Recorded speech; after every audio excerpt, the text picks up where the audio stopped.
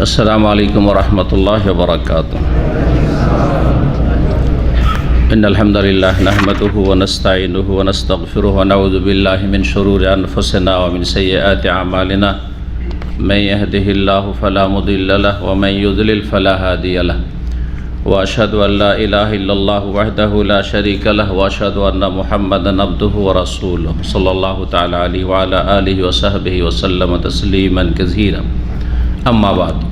सम्मानित दीनी भातृमंडলী, আল্লাহ রাব্বুল আলামিনের প্রশংসা এবং প্রিয় নবী সাল্লাল্লাহু আলাইহি সাল্লামের উপর সালাত ও সালামের পর আজ জুমাবার 18ই জিলকাদা 1443 হিজরি মোতাবেক 17 জুন 2022 আমাদের ধারাবাহিক আলোচনা সহিহুল বুখারীর সালাতের পর্ব।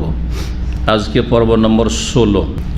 ইমাম বুখারী রাহিমাহুল্লাহর অধ্যায় নম্বর হচ্ছে 62। বলছেন বাবু বুনিয়ানিল মসজিদ।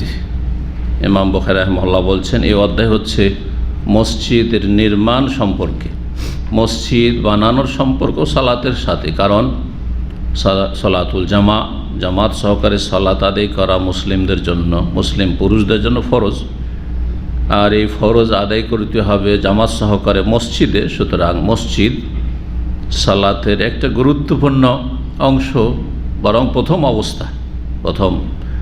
সালাতের জন্য মসজিদের ব্যবস্থা করতে হবে। এই জন্য সালাতের অধ্যায়ে মসজিদের আলোচনা নিয়ে এসেছেন।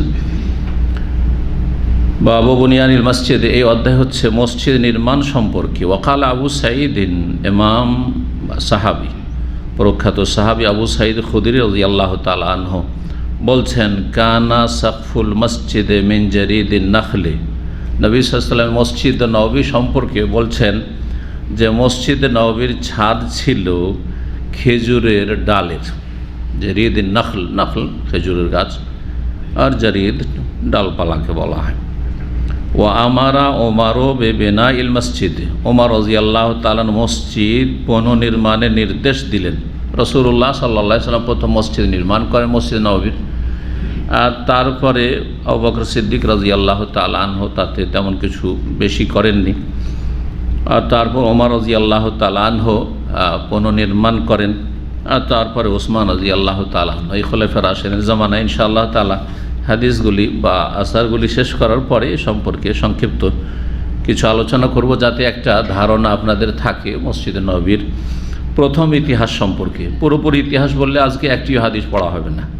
আজ পর্যন্ত মসজিদে নববীর যে যুগে যুগে পুনর্নির্মাণ হয়েছে এবং তাতে সংযোজন করা হয়েছে অথবা প্রশস্ত করা হয়েছে, সেসব একটি ইতিহাস। এর ওপর দুটো কিতাব রয়েছে, একটি মক্কার ইতিহাস আর একটি মদিনার ইতিহাস, বাংলায় আরবি থেকে অনুবাদ হয়েছে।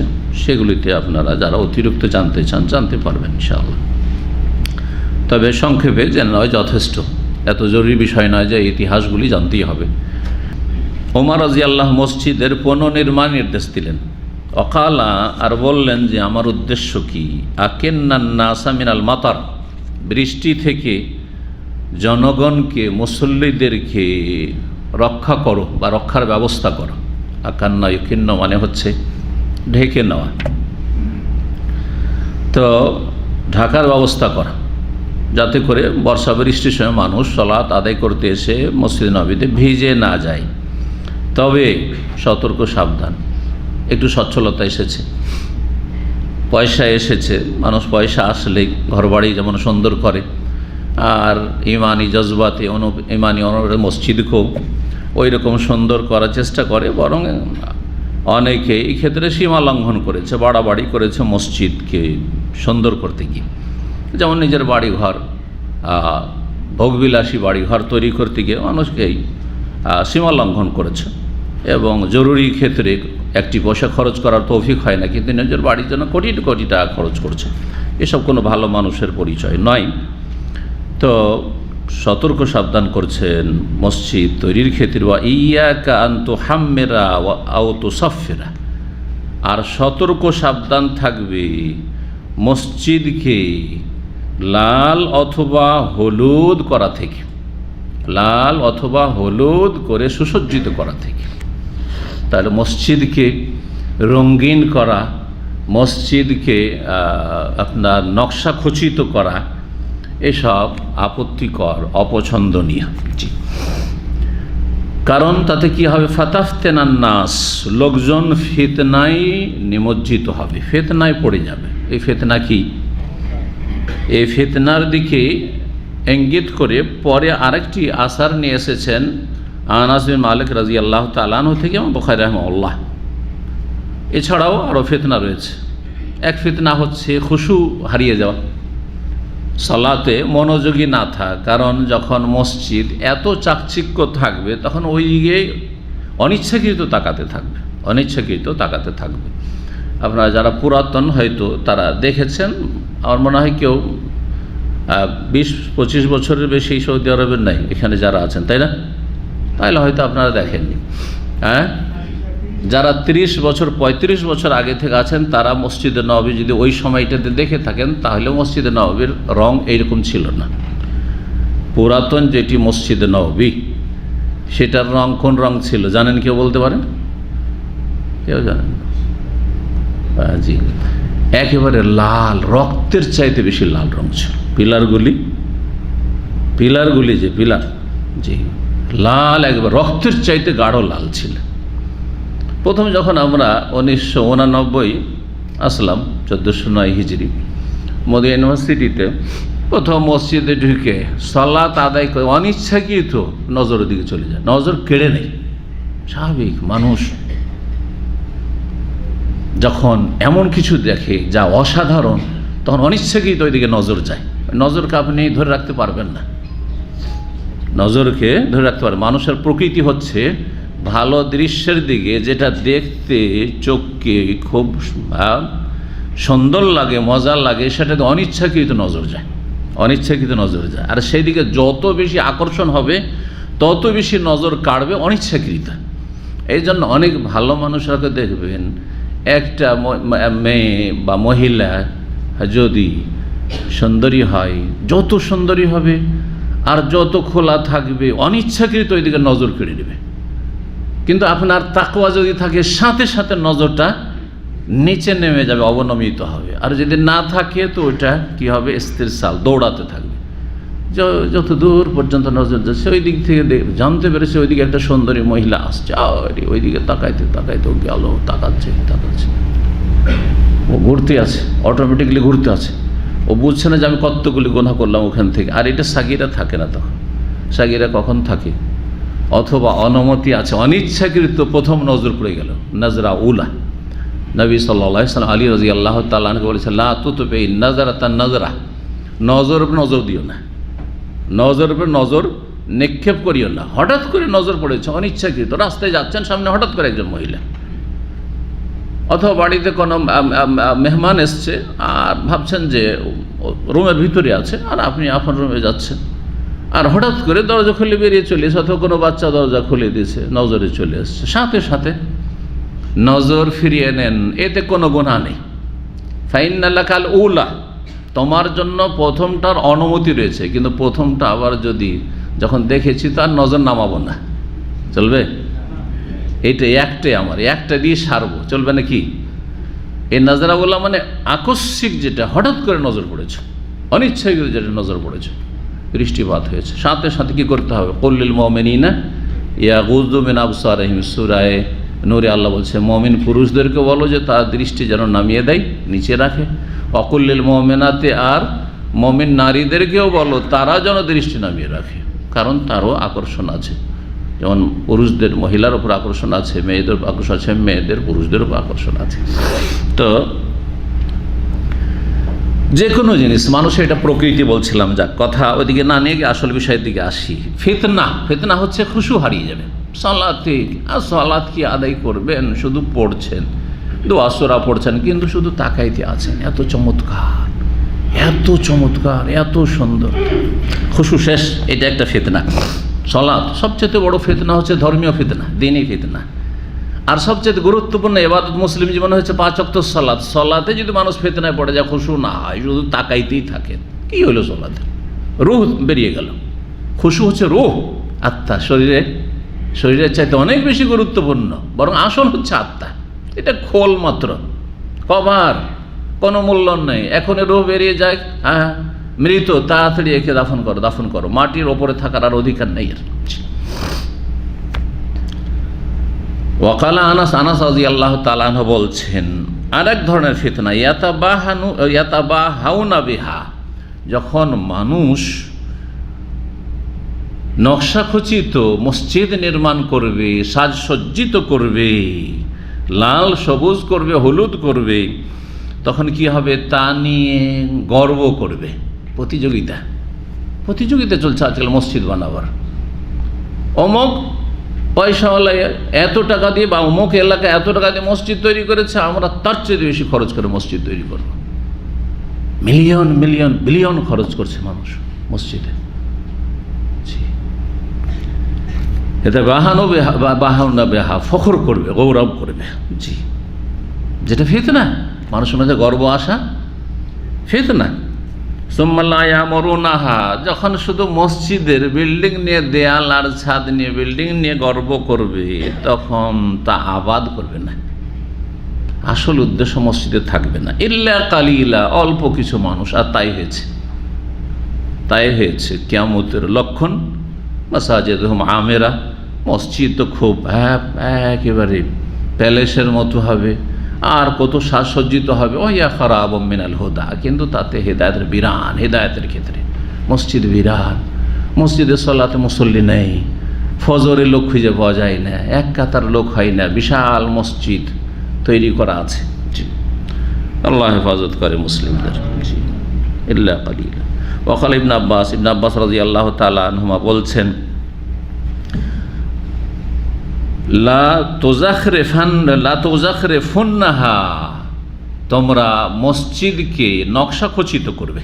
জাখরাফা, এখান থেকে সূরা যুখরুফ, একটি সূরা যুখরুফ, অলংকার সাজ। তোমরা মসজিদকে সাজসজ্জিত করবে, নকশা খচিত করবে। কামা জাখরাফাতিল ইয়াহুদ ওয়ান নাসারা, যেমন ইহুদি খ্রিস্টানরা তাদের উপাসনালয়গুলিকে, জি, ধর্মশালাগুলিকে তারা নকশা খচিত করেছে। জি, এটি বিজাতির অনুকরণ।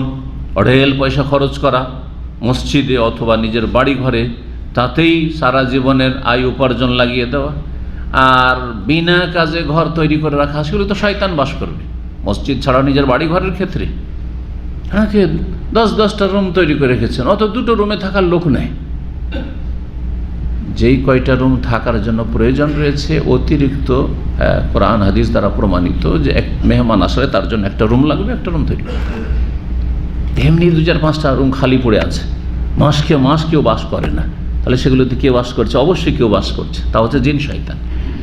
আর যার ফলে দীর্ঘ সময় পরে কখনো বাড়িতে যাচ্ছেন ছেলে মেয়ে, তখন অসুস্থ হয়ে যাচ্ছেন, তখন বালা মুসিবত চারিদিক থেকে ঘিরে ফেলছে, শয়তান পেরেশান করছে, তোদেরকে থাকতে দেবো না, কারণ আমাদের দখলে চলে এসছে। আর জিকির আজকার তো নেই, ইবাদত বন্দেগী তো নেই, সালাত তো নেই।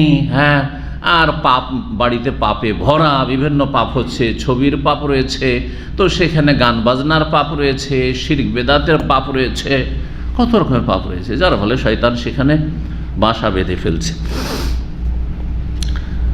446 নম্বর হাদিসের বর্ণনাকারী সাহাবী তাবেঈ হচ্ছেন ইমাম নাফে রাহিমাহুল্লাহ তাআলা। তিনি তার ওস্তাদ আব্দুল্লাহ বিন উমর, জি, তার ওস্তাদ এবং মনিব স্বাধীন করে দিয়েছিলেন আব্দুল্লাহ বিন উমর রাদিয়াল্লাহু তাআলা আনহুমা। তিনি তার থেকে বর্ণনা করছেন, আখবারাহু, তাকে জানিয়েছেন, মানে নাফে, ইমাম নাফে রাহিমাহুল্লাহকে জানিয়েছেন, আন্নাল মসজিদা কানা আলা আহদি রাসূলিল্লাহ সাল্লাল্লাহু আলাইহি ওয়াসাল্লাম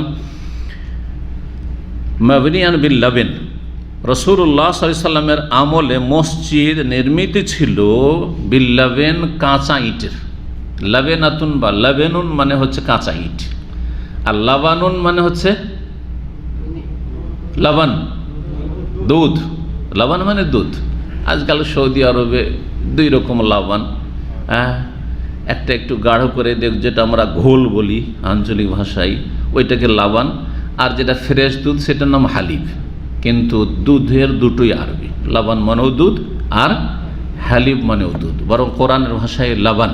জি, ফিহে আনহারুন, হ্যাঁ, মাইন ও আনহারুমেন, হ্যাঁ, লাবানিন, হ্যাঁ, লাবানিন লাম ইয়াতাগায়্যার তা'আমুহু। জি, লাবান দুধকে আল্লাহ বলেছেন। জান্নাতে 4টি নহর রয়েছে, তার একটি হচ্ছে পানির, একটি হচ্ছে দুধের লবণ, আর একটি হচ্ছে কিসের, হ্যাঁ, মধুর, মিন আসালিন মুসাফফা, আর একটি হচ্ছে মিন খামরিল লাযযাতিল লিশারিবিন, কিন্তু বড়ই সুস্বাদু হবে পানকারীদের জন্য, তাতে কোনো রকম লা ফিহা গাউলুন ওয়ালা হুম ইউনজাফুন, না তাতে মাথার ব্যথা হবে, না তাতে মাতলামি করবে।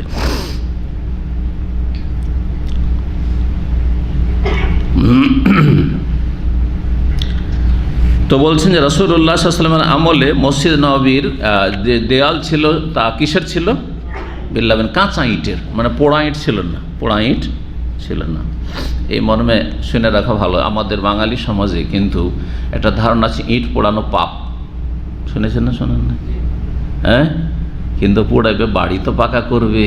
সুতরাং যারা ইট ভাটা দিত আমাদের সমাজে, কেউ ওই মালিকরা কেউ ইটের ভাটায় আগুন দিত না। বুঝি, ইটের ভাটায় আগুন দিলে তোর গোটা বংশ ছেলে মেয়ে মরে যাবে সব। শুনেছেন এইসব কুসংস্কারের কথা, বেদাতি আকিদা, যার ফলে করতো গ্রামের এমন লোকে খুঁজতো গরিব, আর তার বাপ নেই, মা নেই, ছেলে নেই, মেয়ে নেই, মরবে, বাকি মরবে তো ও মরবে, আর কে মরবে, বেশি কেউ যেন না মরে। কথা বুঝতে পেরেছেন? দেখেছি আমার মামাদের গ্রাম খুব ধনী গ্রাম, মহাজন গ্রাম, সব পাকা বাড়ি, কাঁচা বাড়ি ছিলই না বললেই চলে। তো ওই গ্রামে ছোটোকালে যেহেতু মানুষ হয়েছি, তো ওই গ্রামে ভাটা, সবাই প্রতিযোগিতা, ভাটা আজকে থেকে 50 বছর আগের কথা বলছে, তখন ভাটা আর ভাটা, তখন ওই চিমনি ভাটার ওই সব ইট ছিল না, প্রচলন ছিল না। নিজের ভাটা, নিজের জমিতে নিজের মাটি দিয়ে ইট তৈরি করা, তারও ভাটা তৈরি করা। দেখেছেন না? দেখেন নেই না? খালি ওই যে বড় বড় কোম্পানিগুলো আছে ইট ভাটার, ওগুলো দেখছেন? হ্যাঁ, চিমনি ভাটা যেগুলো আমরা বলি, কি বলেন ওগুলোকে? কিচ্ছু বুঝে না সব। হ্যাঁ, নিজের ঘরোয়া ভাটা দেখেননি? দেখেছেন? জি হ্যাঁ। জেনে রাখা ভালো যে আমি একবার প্রথম যখন কাঁচা থেকে পাকা বাড়ি শুরু করব মদিনা থেকে যাওয়ার পরে, তখন আমার জমিতে, আলহামদুলিল্লাহ আমার আব্বার জমিতে একটা ইটের ভাটা দিয়েছিলাম। তো গোটা গ্রামেতে এই ধারণা যে ইটের ভাটাতে আগুন দেওয়ার জন্য কী করতে হবে, মিস্ত্রিরা বলে যে কাকে খোঁজ করবেন, তার মানে এমন একটা লোক খোঁজ করে যার কেউ না থাকে, আত্মীয় স্বজন, মরবে সে মরুক, আপনারা দিতে পারবেন না। তা আমি বললাম যে আমি দেবো মিস্ত্রিদের। মিস্ত্রিরা অবাক হয়ে হাসছে, না না না, আপনি আগুন দিয়েন না। আমি অবশ্যই আগুন দেবো, যাতে করে তোমাদের এই গুমরাহিটা দূর হয়। আচ্ছা, আলহামদুলিল্লাহ আমি নিজের ভাটায় নিজে আগুন দিয়েছিলাম। জি হ্যাঁ। এখন ওতে দেখা যাচ্ছে লস বেশি, কখনো ঠিকভাবে পুড়লো না, কখনো বেশি পুড়ে গিয়ে ঝামা হয়ে গেল, যার ফলে ওসব বালা মুসিবত বাদ দিয়ে এখন ইট কেনা পয়সা হয়েছে মানুষের কাছে। এখন ওই যে চিমনি ভাটা, বড় ভাটা, ওইখান থেকে, ওইসব কোম্পানি থেকে ইট কেনা মানুষ শুরু করেছে। না হলে আগের যুগে গ্রামগঞ্জের লোকেরা ইট কিনতো না, নিজের ইট তৈরি করে নিজের জমির ইট কাটিয়ে ইট তৈরি করে তারপর তখন ওগুলো পোড়াতো। জি, সব এগুলো পুরানো ইতিহাস, তাই না? জি, আমাদের ছেলেরা বলবে যেগুলো হয়তো আদম আলাইহিস সালামের যুগের কিসসা কাহিনী, তাই না? জি। তো নবী করিম সাল্লাল্লাহু আলাইহি সাল্লামের মসজিদ প্রথম তৈরি হয়েছিল, দেওয়াল ছিল বলছেন কি নবী সাল্লাল্লাহু আলাইহি সাল্লামের জামানায় কাঁচা ইটের, ওয়াসাকফুহুল জাদীদ, আর ছাদ ছিল খেজুরের ডালপালার, ও আমুদহু খাসাবুন নাখলি, আর আমুদ, আমুদ মানে খুঁটি, এই যে পিলার, খুঁটি ছিল কিসের, মসজিদে নববীর খেজুরের কাণ্ডের, খেজুরের, জি, খাসাবু মানে কাঠ, মানে কাণ্ড, যেটা বডি। ফালাম ইয়াজিদ ফিহি আবু বকরিন শাইআ, বারবার আজকে ইমাম কেন আসছে হঠাৎ করে অনিচ্ছাকৃত। তো খলিফায়ে রাশেদ, প্রথম খলিফা রাসূলুল্লাহ সাল্লাল্লাহু আলাইহি ওয়াসাল্লাম আবু বকর সিদ্দিক রাদিয়াল্লাহু তাআলা তাতে কোনো কিছু বৃদ্ধি করেন নাই, কোনো কিছু বৃদ্ধি করেনি। ওয়াজাদা ফিহি ওমরও, তবে ওমর রাদিয়াল্লাহু তাআলা তাতে কিছু সংযোজন করেন, বৃদ্ধি করেন।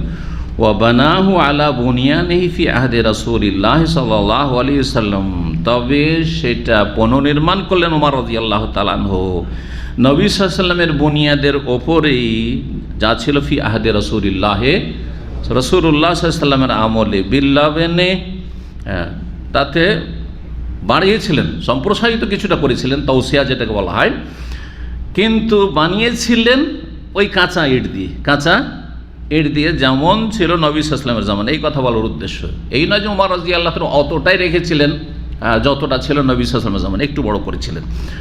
বলবো কতটা বড় করেছেন পরে। ওমর রাদিয়াল্লাহু তাতে ওয়াজাদা ফিহে, যেহেতু তাতে অতিরিক্ত করেছেন মানে প্রশস্ত করেছিলেন। ওয়াবানাহু বানিয়েছিলেন যখন, সেটা ওইভাবেই বানিয়েছে যেভাবে রাসূলুল্লাহ আমলে ছিল। কিসের? বিল্লাবেনে, কাঁচা ইটের দেয়াল। ওয়াল জারিদে, আর ছাদ ছিল কিসের? খেজুরের ডালপালার। ওয়া আদা অমদাহু খাসাবান, আর যেই খুঁটিগুলি ছিল বা পিলারগুলি ছিল সেগুলি পুনরায় তৈরি করলেন কিসের? খেজুরের কাঠের বা খেজুরের কাণ্ডের। কেন? কারণ সেগুলি খেয়ে গেছিল, সেগুলি দুর্বল হয়ে গেছিল বা খেয়ে গিয়েছিল, সেই জন্য। সুম্মা গাইয়ারা উসমান, তারপর উসমান রাদিয়াল্লাহু তাআলা আনহুর জামানা আসলো, তিনি সেটাকে যথেষ্ট পরিবর্তন করলেন। ফাজাদা ফিহে জিয়াদাতান কাসীরা, তাতে অনেকটা বেশি বৃদ্ধি করলেন, সম্প্রসারিত করলেন। ওবানা জিদারাহু বিল হিজারা, দেয়াল আর থাকলো না সেই কাঁচামাটির ইটের থাকলো না, দেয়াল নির্মাণ করলেন নকশা খচিত এবং চুন কাম করা। কাস্সা হচ্ছে চুন কাম করা, মানে গাড়া দিয়ে গাঁথাই করা। নকশা খচিত পাথর এবং চুন কাম করা। কি করলেন? চুন কাম করে নকশা খচিত পাথর দ্বারা দেয়াল নির্মাণ করলেন। ওয়াজালা অমদাহু, যে পিলারগুলি ছিল সেগুলো কিসের ছিল? রাসূলুল্লাহ জামানায় খেজুরের কাণ্ডের ছিল, কাঠের। আর আবু বকর সিদ্দিক রাদিয়াল্লাহু আনহু জামানায় ওই রকমই থাকলো। ওমর রাদিয়াল্লাহু আনহু জামানায় ওই রকমই থাকলো, কাঠেরই থাকলো, কিন্তু পুনরায় সেই খুঁটিগুলি পরিবর্তন করা হয়েছিল। কিন্তু ওসমান রাদিয়াল্লাহু তাআলা আনহুর জামানায় সেই খুঁটিগুলি তৈরি করা হলো মিন হেজারাতিন মানকুশাতিন, নকশা খচিত কিসের? পাথরের। তখন হয়ে গেল সেই পিলারগুলি পাথরের। এই প্রথম ওসমান রাদিয়াল্লাহু তাআলা আনহু খলিফায়ে সালিস, খলিফায়ে রাশিদ রাদিয়াল্লাহু তাআলা আনহু ওয়ারদা রাদিয়াল্লাহু আন জামিইস সাহাবাতে ওয়াস সাহাবিয়াত জি তৈরি করলেন। ছাদ কিসের হলো? এতদিন ছাদ কিসের ছিল? খেজুরের ডালপালা ছিল। ওয়াসাকফুহু বিসাজ, কিন্তু উসমান রাদিয়াল্লাহু তাআলা ছাদ হয়ে গেল সেগুন কাঠের। সেগুন, জিমকে কোন কোন অঞ্চলের আরবরা কি বলে? গিম বলে। জানেন না? মেসরিরা কি বলে? মেসরিরা কি বলে? জিবকে গিভ গিভ করলে ইংলিশও হয়ে যায়। গিভ মানে দাও, আর জিব মানে দাও বা নিয়ে আসো, তাই না? জিব গিভ। তো জিমকে মেসরিরা কি পড়ে? গিম পড়ে। তো সাজকে যদি জিমকে গিম পড়েন তাহলে কি হয়ে যাবে? সাজ কি হয়ে যাবে? শাক হয়ে যাবে। শাক হবে না? শাক, ওইটা কি আমরা বলছি সেগুন, তো সেগুন থেকে শাক। এবার বুঝতে পেরেছেন? তো দেখবেন পৃথিবীতে অনেক শব্দ আছে, বিভিন্ন ভাষায় একটি শব্দ ব্যবহার হয়, কিন্তু কিছু কিছু বিকৃতির সাথে বা রূপ পরিবর্তনের সাথে। যেমন ফিরদৌস যখন বললেন বা উচ্চারণ করছেন, পড়ছেন কোরআনে কারিমে জান্নাতুল ফিরদৌস, তখন ভাবছেন এই তো আরবি শব্দ, কিন্তু এটা ল্যাটিন, ইংলিশের যে প্রাচীন ভাষা, ল্যাটিন ভাষা, সে ল্যাটিন ভাষায় প্যারাডাইস মানে কি? প্যারাডাইস মানে জান্নাত, আর ফিরদৌস মানে জান্নাত। আজও ইংলিশে প্যারাডাইস মানে জান্নাত। বোঝা গেছে না?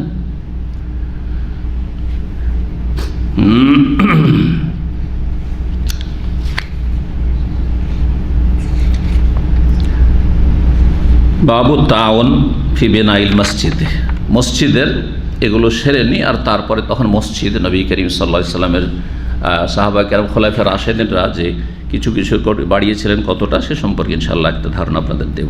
63 নম্বর অধ্যায় বলছেন ইমাম বুখারী রাহিমাহুল্লাহ, বাবু তাওন ফি বিনাইল মসজিদ, মসজিদ নির্মাণের ক্ষেত্রে পরস্পর সহযোগিতা করা। মসজিদ নির্মাণ যদি একজনের দ্বারা সম্ভব হয়, আর কেউ স্বেচ্ছায় বলে আমি একাই মসজিদ তৈরি করে দেবো, তো আলহামদুলিল্লাহ একজন পেয়ে গেলেন। যেমন সৌদি আরব হয়ে যাচ্ছে, প্রায় হয়ে যাচ্ছে সৌদি আরবে, যে একজন এক মসজিদ তৈরি করে দিচ্ছে। আমাদের ইসলামিক সেন্টার মসজিদ, যেটা পুনর্নির্মাণ করা হয়েছে, আগে একবারে পুরাতন মসজিদ ছিল, হয়তো দেখেছেন পুরাতন ভাইরা, তারপরে সেই মসজিদ ভেঙে বিশাল মসজিদ আর এই কমপ্লেক্স আর এই সাততলা ইসলামী সেন্টার একজন মানুষ জাযাহুল্লাহ খাইর যিনি মারা গেছেন রাহিমাহুল্লাহ তাআলা, আবা হুসেন কোম্পানি তৈরি করে দিয়েছে। আর যদি তা সম্ভব না হয়, যেমন আমাদের দেশে সম্ভব হয় না, তাহলে একজন মানুষ, অনেকে পয়সাওয়ালা আছে, পারবে তৈরি করে, তা করবে না, মসজিদ তৈরি করে দিবে না। বহু লোকে হজ করাচ্ছে প্রতি বছর, অনেক বড় বড় পয়সাওয়ালারা আছে আমি জানি, যারা 10টা-20টা করে লোক প্রতি বছর হজ করাচ্ছে, কিন্তু একটা মসজিদ যা তৈরি করে দিয়েছে এরকম ইতিহাস তাদের জীবনে খুঁজে পাওয়া মুশকিল। একটি মাদ্রাসা একা তৈরি করে দিয়েছে বা চালাচ্ছে, এরকম লোক পাওয়া খুবই মুশকিল। জি, কারণ সেই অন্তর নাই আর সেই জ্ঞানও নেই ইসলামের, যে একটা সাদকা জারিয়া।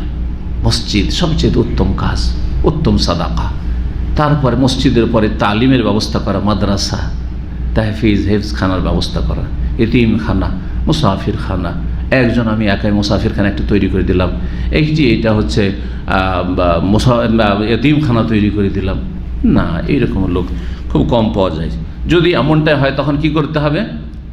হ্যাঁ, তাওন মানে পরস্পর সহযোগিতা করা। তাই বলছেন যে মসজিদ নির্মাণের কাজে পরস্পর সহযোগিতা করা। তারপরে সহযোগিতা কেউ হয়তো অর্থ দিয়ে করছে, কেউ শ্রম দিয়ে করছে, গরিব মানুষ পয়সা দিতে পারে না কিন্তু সময় দিচ্ছে, মিস্ত্রি ফ্রি কাজ করে দেবো, হ্যাঁ ফ্রি কাজ করে দেবো, আমার পয়সা নেই কিন্তু আমার কাঠ আছে, আমার গাছ আছে, গাছগুলো দিয়ে দিলাম, আমার এই আছে সে আছে, যার আছে সেই দিয়ে দিল।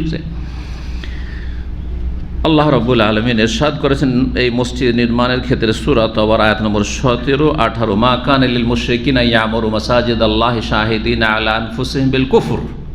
মুশরিকদের জন্য কখনো সমীচীন নয় ইয়ামুরু মাসাজিদাল্লাহ, যে আল্লাহর মসজিদ তারা নির্মাণ করবে বা আবাদ করবে। মসজিদের আমারা ইয়ামুরু মানে আবাদ করা হয়, আর আমারা ইয়ামুরু মানে নির্মাণ করা হয়, দুটি অর্থকে শামিল, এটা মনে রাখবেন। এইখান থেকে ইমারাতুল মাসাজিদ, মসজিদ নির্মাণ বা মসজিদ আবাদ করা। জি, তো দুটোর মধ্যে সবচেয়ে গুরুত্বপূর্ণ কোনটা? একটা হচ্ছে মসজিদ নির্মাণ করা, আর একটা হচ্ছে মসজিদকে অনাবাদ না হইতে দাও, আবাদ করা নিয়মিত। কোনটা বেশি গুরুত্বপূর্ণ? আবাদ করা। কারণ মসজিদ তৈরি করে দিল কিন্তু মসজিদে সালাত আদায় করেন না গ্রামবাসী, অথচ যথেষ্ট টাকা পয়সা দিয়েছে, এটা দিয়ে নাজাত পাবে।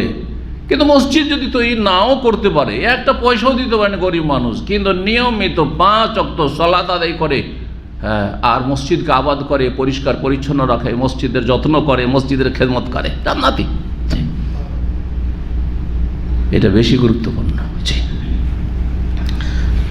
তো মুশরিকরা হয়তো কোনো মুশরিক আছে, সে আবেগে, এটাও ধর্মীয় কাজ, চলো উদারতা আছে, মানবতার খাতিরে মসজিদের চাঁদা দিয়ে দিবে, কিন্তু বলে যে মসজিদের সালাত আদায় করবো। না না না না না না, তোমার ধর্ম তুমি করো, আমি আমার বাপদাদা ধর্ম ছাড়বো না, ঠিক না? এতে কাজ হবে না। আসলে ইমারাতুল মাসাজিদ, মসজিদ আবাদ করা। তো মুশরিক কখনো আল্লাহর মসজিদকে আবাদ করতে পারে না।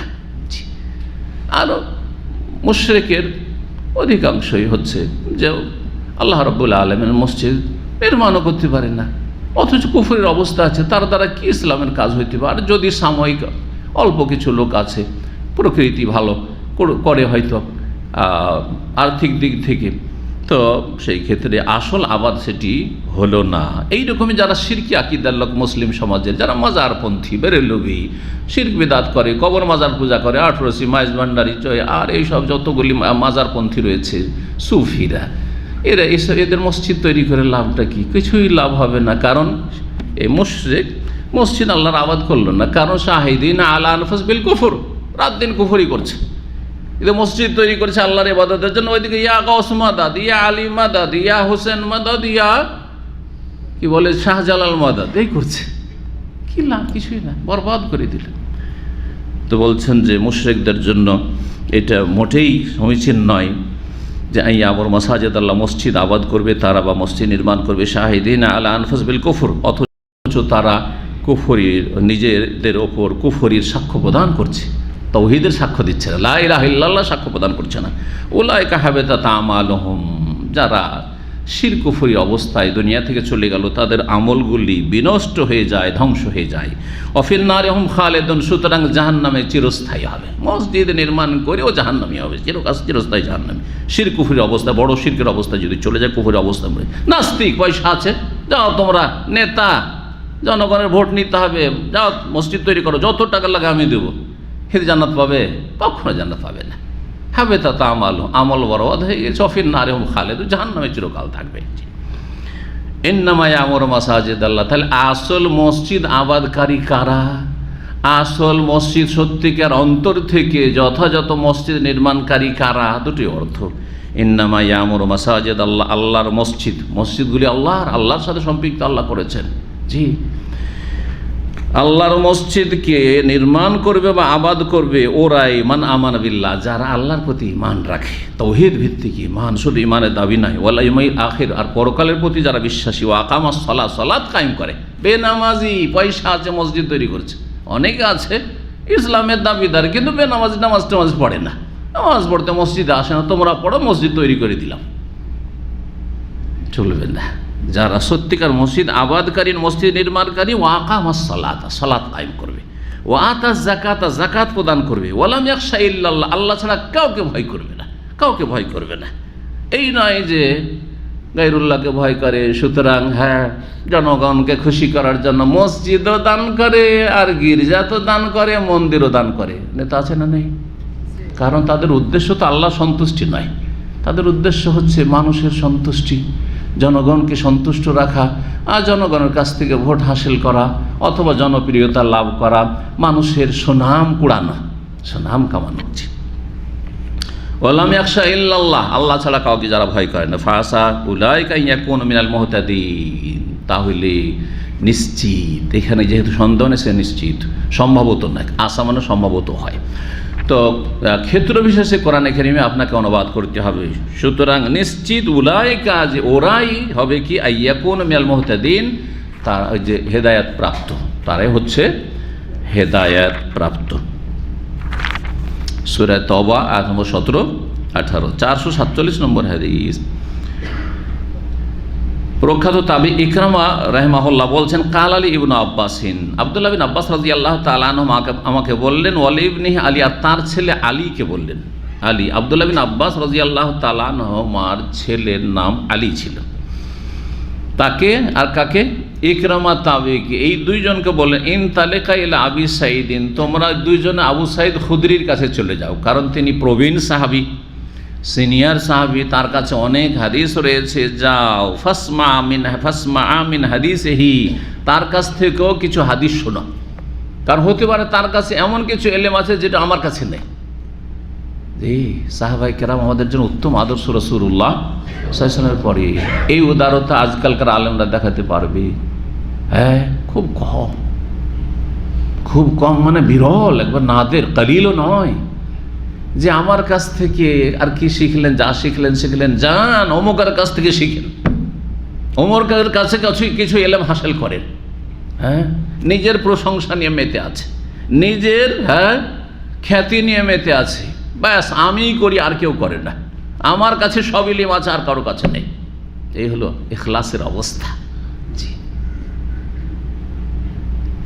আল্লাহ রাব্বুল আলামিন মাফ করে দেন, আল্লাহ রাব্বুল আলামিন আমাদের হেফাজত করেন, ইখলাসকে ধরে রাখার আল্লাহ তৌফিক দান করেন। কি বলছেন শোনেন। অথচ ইবনে আব্বাস, জানেন ইবনে আব্বাস কত বড় সাহাবী ছিলেন? তাকে বলা হয়েছে সাহাবায়ে কেরামদের মধ্যে সবচেয়ে বড় মুফাসসির, সবচেয়ে বড় মুফাসসির। ওমর রাদিয়াল্লাহু তাআলা আনহুর খেলাফত আমলে তার সংসদ সদস্য, আজকালকার মতো না, সংসদ সদস্য মানে যারা মশওয়ারা দেবেন, পরামর্শ, উপদেষ্টা, পরামর্শের জন্য প্রবীণ যারা মুরব্বী সাহাবায়ে কেরাম ছিলেন, কিন্তু একজন মাত্র যুবক, অল্প বয়সের, 20-22 বছর, 25 বছর বয়স হয়নি, ওকেও বসাইতেন। তিনি কে ছিলেন? ইয়া আব্দুল্লাহ বিন আব্বাস। সবাই রাগ করতো মনে মনে যে এইটা কেমন কথা হলো। যারা 60 বছর 70 বছর বয়স, তাদের মাঝে একটা 20-25 বছরের ছেলে বসে থাকে, আর সেও ওখানে কোনো কথা বলে, তো অনেকে এটা মাইন্ড করে, তাই না? স্বাভাবিক, আমাদের মাঝে কেন বসবে, এর চাইতে বড় বড় আমার ছেলেরা আছে। অনেকে বলে না, আরে তোর মতো আমার কয়েকটা ছেলে আছে, তোর চাইতে বড় ছেলে আছে আমার, তাই না? অহংকার একটা। তো যাই হোক, সেই অহংকার ছিল না, কিন্তু স্বাভাবিক সামাজিকতা একটা আছে, ঠিক আছে, মুরব্বীরা মুরব্বীদের সাথে বসবে, যুবকরা যুবকদের সাথে বসবে। তো সবাই একটু চিন্তা করতেন যে ইবনে আব্বাস, আব্দুল্লাহ বিন আব্বাসকে কেন ওমর রাদিয়াল্লাহু তাআলা আমাদের মজলিসের উপদেষ্টাদের সাথে বসাচ্ছে। জি, তো মাঝে মাঝে পরীক্ষা করতেন তিনি যে তোমাদের কাছে কতটা ইলম আছে, আর ইবনে আব্বাস দেখো তার কাছে কত ইলম আছে। তাফসীর সম্পর্কে, কোরআনে কারীম সম্পর্কে বিশেষ দোয়া ছিল রাসূলুল্লাহ সাল্লাল্লাহু আলাইহি ওয়াসাল্লামের। এই জন্য তিনি হাবরুল উম্মাহ, রাইসুল মুফাসসিরিন, সমস্ত তাফসীর কারদের মুফাসসিরিনদের যিনি প্রধান রাদিয়াল্লাহু তাআলা আনহু, তো আব্দুল্লাহ বিন আব্বাস রাদিয়াল্লাহু তাআলা নবী সাল্লাল্লাহু আলাইহি ওয়াসাল্লামের চাচাতো ভাই, তাকে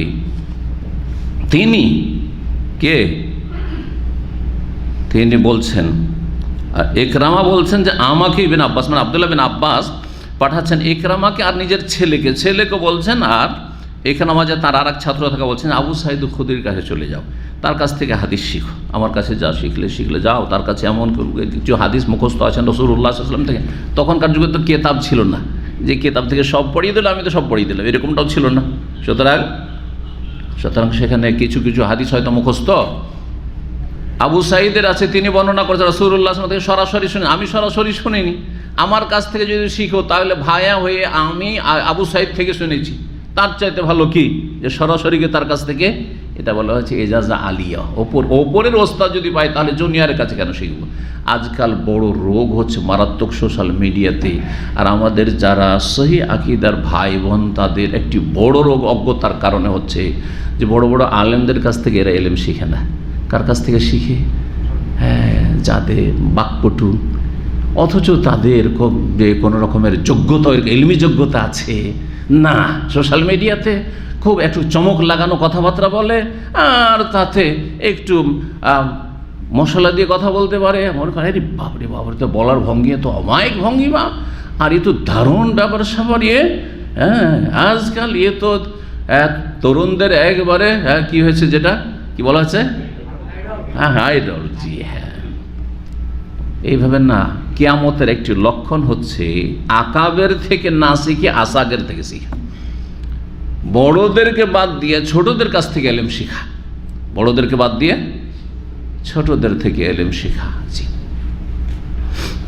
এখন আমরা শেখ ইবনে বাজ, ইবনে উসাইমিন, আলবানির কিতাব না পড়ে, শেখ সালেহ ফৌজানের কিতাব না পড়ে, যদি আরও যেগুলো অন্যান্য আরও আলেম আছেন কিন্তু বক্তব্যের ময়দানে ফেমাস, তাদের আলোচনা শুনি আর তাদের বই পড়ি, তো এটা কি ইলম শিখা হইল? আসলে এটা ইলম শিখা নাই, ইলম শিখা নাই।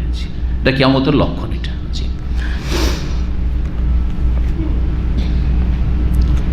তো যাও আবু সাঈদ খুদরি থেকে হাদিস শিখো। ফান্তালাকনা, আমরা গেলাম দুইজনে। ফাইদা হুয়া ফি হায়াতিন ইউসলিহু, দেখলাম যে তিনি তার বাগানে আছেন, আর বাগানে তিনি কৃষি কাজ করছেন। সুবহানাল্লাহ, আবু সাঈদ খুদরি রাদিয়াল্লাহু তাআলা, বৃদ্ধ মুরব্বী মানুষ, কৃষি কাজ করছেন নিজের জমিতে, বাগানে। জি, আনসারী ছিলেন তিনি। তাহলে জমিতে কোনো আলেমের কাজ করা কোনো আইবের কথা নয়। আজকাল অধিকাংশ আলেম, আরে মানুষে কি বলবেন, যদি মাঠে ঘাটে নেমে যদি কোদাল টোদাল নিয়ে কাজ করা শুরু করে, লোকে কি বলবে, তাই না? জি হ্যাঁ, প্রয়োজন নেই, করিয়েন না, সেটা আলাদা কথা। কারণ আজকাল অধিকাংশ লোক কৃষি কাজ বাজ দিয়ে। আমাদের এক ওস্তাদ ছিলেন, সুবহানাল্লাহ, বুখারী পড়াইতেন, শাইখুল হাদিস, বুখারী পড়াইতেন, আর গ্রামে দাওরা মাদ্রাসা, বুখারী পড়িয়ে ক্লাস শেষ হইতো, আর সাথে সাথে সামনে মাদ্রাসার সামনে জমি, কোনো লজ্জা টজ্জা নেই, জমিতে নেমে যেতেন, সাথে জামা টামা পাঞ্জাবি খুলে দিয়ে, সব খুলে দিয়ে, আর একবারে কোদাল টোদাল নিয়ে যেমন চাষাবাদ করে নেমে যেতেন। রাহিমাহুমুল্লাহ জামিয়ান। জি, এতে হয় কি, মানুষ অহংকার মুক্ত থাকে। সাংসারিক কাজে যদি কেউ থাকে, ছোটোখাটো কাজ করে, তাহলে এতে কি হবে, অহংকার মুক্ত থাকবেন যে আমি যে কোনো কাজ করতে পারি। আল্লাহ না করে যদি ধরেন এমন কোনো দুর্দিন আসে যেই সময় আপনি সৌদি আরবে চলে গেলেন, আর সৌদি আরব থেকে গিয়ে দেখছেন যে আমার কাছে কৃষি কাজ করে আমার জমি জায়গা থেকে কোনো ফসল করে খাওয়া ছাড়া আর বিকল্প কোনো রুজির ব্যবস্থা দেখছি না, কোনো অসুবিধা নেই, কারণ আমি সব করব, সব করতে সক্ষম আমি। কথা বোঝা গেছে কি না? এই মন মানসিকতা থাকবে, অহংকার মুক্ত থাকবেন, আর টেনশনও মুক্ত থাকবেন, অসুবিধা নেই। চাকরি গেলে আছে, অসুবিধা কি, যে অবস্থা থেকে সে অবস্থায় করে খেতে পারবো। জি, তো দেখছেন যে বাগানে কাজ করছেন তিনি, ফাখাযা রিদাহ, তখন খালি গায়ে ছিলেন। তাহলে যখন কাজ করছেন নিজের বাগানে খালি গায়ে ছিলেন। ছাত্র গিয়েছে, দুইজন তাবেঈ এলেম শিখার জন্য, আর রাসূলুল্লাহ হাদিস শোনাবো, সুতরাং তিনি তার চাদরটা নিলেন, ফাহাতাবার, সেটা শরীরে জড়িয়ে নিলেন, চাদরটা পরে নিলেন। সুম্মা আনসা ইউহাদ্দিসুনা, তারপর আমাদেরকে হাদিস বর্ণনা করতে লাগলেন। আনসা মানে লাগলেন, আনসা ইউহাদ্দিসুনা মানে বাদা ইউহাদ্দিসুনা, আমাদেরকে হাদিস শোনাতে লাগলেন। হাত্তা তাআলা যিকরে বিনাইল মসজিদ, হাদিস শোনাচ্ছিলেন মসজিদ নির্মাণ সম্পর্কে, মসজিদ নববীর নির্মাণের ইতিহাস সম্পর্কে। ফাকালা, বললেন, কন্না নাহমেলু লাবেনাতান লাবেনাতান, আমরা মসজিদে নবী নির্মাণ করছিলাম রাসূলুল্লাহ সাল্লাল্লাহু আলাইহি ওয়াসাল্লামের জামানায়, আর এক একটি করে মাটির তৈরি করা ইট নিয়ে এসে দিচ্ছিলাম। লাবেনা লাবেনা, একটা করে ইট। তো আমাদের দেশের মতো ছোট ইট নয়, কিন্তু এখানকার ইট, আর তখনকার আরও বড় হয়তো, এখনকার এমনিও এখানকার ইটগুলি বড়, আর তারপরে তখন আরও বড় করে তৈরি করা হতো। যেমন আমাদের দেশে আগে দেওয়াল ঘরগুলি তৈরি হতো না, গাড়া করে গিয়ে, তো বড় বড় করে চাপ উঠিয়ে দেওয়াল তৈরি করতো মানুষরা। ও আম্মার, কিন্তু আম্মার বিন ইয়াসির রাদিয়াল্লাহু তাআলা আনহু, সুবহানাল্লাহ, মুহাজির এবং বাপ শহীদ, মা শহীদ সুমাইয়া রাদিয়াল্লাহু তাআলা আনহা, ইয়াসির রাদিয়াল্লাহু তাআলা শহীদ, দুইজনে শহীদ হয়েছে জালেম কাফের আবু জাহলের হাতে। আম্মার রাদিয়াল্লাহু তাআলা আনহু তিনি নিয়ে আসছেন লাবেনাতে, দুটো দুটো করে, একবারে দুটো দুটো করে ইট নিয়ে আসছিলেন। তিনি বড় শক্তিশালী মানুষ ছিলেন, অথচ বয়স্ক মানুষ। ফারাআহুন নবী সাল্লাল্লাহু আলাইহি ওয়াসাল্লাম, নবী সাল্লাল্লাহু আলাইহি ওয়াসাল্লাম তাকে দেখলেন যে দুটো করে ইট নিয়ে আসছে মসজিদে নবী নির্মাণের জন্য। নবী সাল্লাল্লাহু আলাইহি ওয়াসাল্লাম সেখানে রয়েছেন, সশরীরে উপস্থিত। ফায়ানফুযু তুরাব আনহু, দুটো ইট নেওয়ার কারণে তিনি সোজা এইভাবে ধরে রাখতে পারছেন না, ধরতে হচ্ছে, তখন পেটে লেগে যাচ্ছে, ইটগুলো এসে পেটে লেগে যাচ্ছে। তো দেখি শরীরে কি লেগেছে, ধুলো লেগেছে, ইটগুলো নিয়ে আসার জন্য শরীরে ধুলো লেগেছে। তার মানে আম্মার রাদিয়াল্লাহু তাআলা খালি গায়ে ছিলেন। তাহলে খালি গায়ে চলাফেরা করার প্রয়োজন নেই, যেখানে পরিবেশ আছে, কোনো আইবের কথা নেই, কোনো আইবের কথা নয়, প্রয়োজন নেই। কিন্তু বিনা প্রয়োজন নয়, বিনা প্রয়োজনে নয়। সৌদি আরবে এখানে খালি গায়ের পরিবেশ নেই, কিন্তু আমাদের বাঙালি ভাইরাকে দেখা যায়, আল্লাহ হিদায়াত করে, নিজের শুধু রুমের ভিতরে না, রান্না বান্না করে কিচেনে 4-5 জন করছে, একেবারে খালি গায়ে, শুধু একটা লুঙ্গি শরীফ আছে। হাসছেন কেন লুঙ্গি শরীফ বলাতে? যদি মাজার শরীফ, যেখানে শিরিক হচ্ছে সেটা মাজার শরীফ হয়, বাগদাদ শরীফ হয়, আজমের শরীফ যদি হয়, টঙ্গী শরীফ হয়, তো লুঙ্গি শরীফ হইতে কি আপনার ইজ্জত ঢাকছে, কথা বোঝা গেছে? ইজ্জত ঢাকছে। মাজার কি দিচ্ছে আপনাকে? কিছু দিতে পারেন না, দিতে পারে? কিছু দিতে পারেন না। ভারতের বেরেলিরা বেরেলভি শরীফ বলে, যেখানে আহমদ রেজান খান বেরেলভির জন্ম, সেটা কি বলে জানেন? বেরেলি শরীফ। অথচ সেখানে শতকরা 80 জন এখন হিন্দু বাস করে, 20 জন হবে হয়তো মুসলিম। সেটা যদি বেরেলি শরীফ হইতে পারে, তো আপনার লুঙ্গি শরীফ, জামা শরীফ কেন হবে না? জি, সব শরীফ। তো নবী সাল্লাল্লাহু আলাইহি ওয়াসাল্লাম দেখলেন যে ধুলো লেগে আছে তার গায়ে। ফায়ানফুযু তুরাব আনহু, তার শরীর থেকে ধুলোগুলো ঝেড়ে দিচ্ছে নবী সাল্লাল্লাহু আলাইহি ওয়াসাল্লাম রাহমাতুল লিল আলামিন। সাহাবীর শরীর থেকে কি করে দিচ্ছেন? ধুলো ঝাড়ছেন। ওয়াকুল, আর বলছেন, ওয়াইহা আম্মার, হাই আম্মার। ওয়াইহা মানে হাই, ওয়াইহা মানে হচ্ছে হাই। জি, আফসোস করে মানুষ বলে, হাই আম্মার, তাকতুলুহুল ফিয়াতুল বাগিয়াহ, বিদ্রোহী দলটি তাকে হত্যা করবে। এমন এক সময় আসবে যে সময় একটি বিদ্রোহী দল বেরোবে, যে বিদ্রোহী দল আম্মার রাদিয়াল্লাহু তাআলা আনহুকে শহীদ করবে, হত্যা করবে। জি, ইয়াদউহুম ইলাল জান্নাহ, আম্মার তাদেরকে জান্নাতের দিকে আহ্বান করবে। ওয়া ইয়াদউনাহু ইলান নার, কিন্তু সেই বিদ্রোহী দলটি তাকে জাহান্নামের দিকে ডাক দেবে। আল্লাহু আকবার। কালা ইয়াকুলু আম্মার, আম্মার রাদিয়াল্লাহু তাআলা আনহু এই কথা শুনে ভবিষ্যৎবাণী রাসূলুল্লাহ সাল্লাল্লাহু আলাইহি ওয়াসাল্লাম করলেন, মুজিজা, এটি হচ্ছে অলৌকিকত্ব।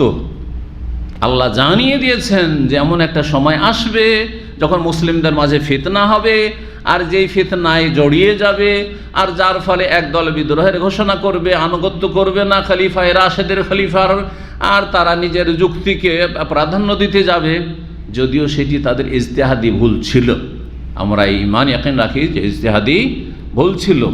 আর ইজতিহাদ করে মানুষের যদি ইজতিহাদের যোগ্যতা থাকে আর ইজতিহাদ করে তারপর যদি ভুল সিদ্ধান্তেও উপনীত হয় বা ভুল কাজ করে, ভুল ফতোয়া দিয়ে দেয় অথচ ইলমি যোগ্যতা আছে, ভুল সিদ্ধান্ত নেই অথচ সিদ্ধান্ত নেওয়ার মতো যোগ্যতা কোনো শাসকের বা নেতার আছে, তাহলে সে গুনাহগার হবে না, কারণ ইচ্ছা করে সে অন্যায় কাজ করে, ইচ্ছা করে সে অন্যায় কাজ করেনি। এটা হচ্ছে ইজতিহাদি ভুল আর গায়রে ইজতিহাদি ভুলে পার্থক্য। গায়রে ইজতিহাদি ভুল অযোগ্য লোক, অযোগ্য লোক যতটুকু জ্ঞান নেই ততটুকু করতে যাওয়া, সেই জন্য ভুল করেছে, তাহলে সে গুনাহগার অবশ্যই। হ্যাঁ, আপনাদের সাধারণ মানুষ যারা কোরআন ও হাদিস সরাসরি অর্থ বুঝেন না, তাফসীরও বুঝেন না, আর কিছুটা সামান্য অর্থ বুঝলেও সবগুলি হাদিস আপনার সামনেও নজরেও নেই, আয়াতও সামনেও নেই যে আপনি একটি মাসলা সম্পর্কে সিদ্ধান্ত আপনি নিতে পারবেন অথবা স্টাডি করার মতো এরকম যোগ্যতা আছে, আর ফতোয়া দেওয়া শুরু করেছে ইচ্ছা মতো স্বাধীন চেতা হয়ে ফতোয়া দিচ্ছেন আপনি, চলবে? তাহলে আপনি মুজতাহিদ না, অযোগ্য, সুতরাং আপনি গুনাহগার হবেন। ভুল হলে তো অবশ্যই গুনাহগার। এমনকি ওলামারা বলেছেন যে অযোগ্য ব্যক্তির ফতোয়া দেওয়া গুনাহের কাজ, অযোগ্য ব্যক্তির ফতোয়া দেওয়া গুনাহগার। তবে কি করবো, অযোগ্য ব্যক্তি সাধারণ জনগণ যেই ফতোয়া কোনো ভালো আলেমের কাছ থেকে শিখেছে, শুনেছে অথবা পড়েছে, সেটা যদি ঠিকভাবে সংরক্ষণ করে হুবহু বলতে পারে, নকল করবে।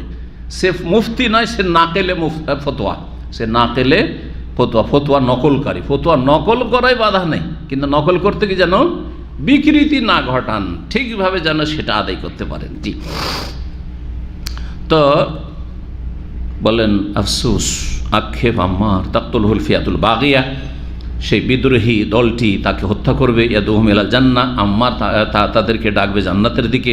ওয়া ইয়াদুনাহু ইলান নার, কিন্তু তারা ডাকবে আম্মারকে যে না আমাদের সাথে এসো, জাহান্নামের দিকে ডাকবে। কালা ইয়াকুল আম্মার, আম্মার তখন বলেন আউযু বিল্লাহি মিনাল ফিতান, সমস্ত ফিতনা থেকে আল্লাহর কাছে আশ্রয় গ্রহণ করছি, আল্লাহর কাছে আশ্রয় গ্রহণ করছি। আউযু বিল্লাহি মিনাল ফিতান, আল্লাহুম্মা ইন্নী আউযু বিকা মিনাল ফিতানি মা যাহারা মিনহা ওয়া বাতান। এই দোয়াটি মুখস্থ করে, প্রকাশ্য হোক গোপনে হোক, অনেক সময় আশেপাশে ফিতনা আছে, বুঝি না, যাকে আমি নিজের মনে করছি সেই ফিতনা।